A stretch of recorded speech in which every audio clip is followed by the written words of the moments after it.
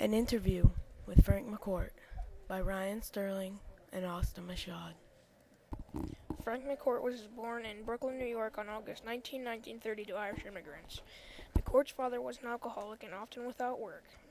Every cent they earned would be wasted on their father's obsessed habit with drinking. 3 of the 7 children died of disease by malnutrition and squalor of their surroundings. After quitting school at 13, Frank McCourt alternated between odd jobs and petty crime in an effort to feed himself, his mother, and 3 surviving brothers. At 19, he returned to the United States and worked at odd jobs until he was drafted into the United States Army at the onset of the Korean War. McCourt spent the war stationed in Germany, and on his return to civilian life was able to pursue a college education on the GI Bill. Although he never attended high school, he was able to persuade the admissions office of New York University to accept him as a student. Although his childhood interests in language and storytelling were fed by creative writing classes and his own constant reading, he did not feel ready to pursue a career as a professional writer. On graduation, he went to work for the New York City public school system, where he taught for the next 27 years.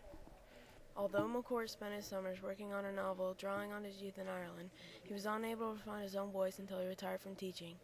After years of teaching creative writing to young people, McCourt determined to write his own life story. Angel as Ashes sold over 4 million copies, has been published in 27 countries, and has been translated into 17 languages.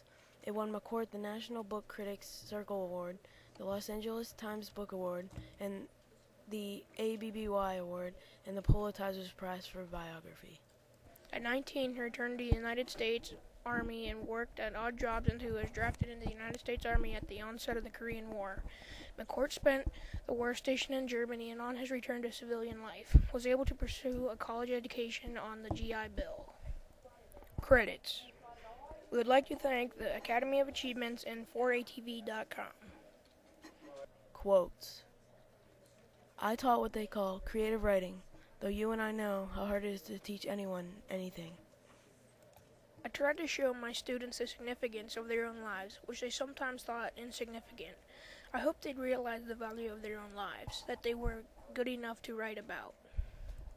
So they took the plunge, and they wrote, and some were willing to read to the class, and I think they were glad they did.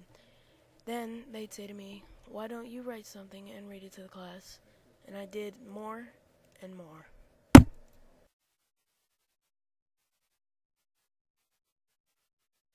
Happiness is hard to recall. It's just a glow.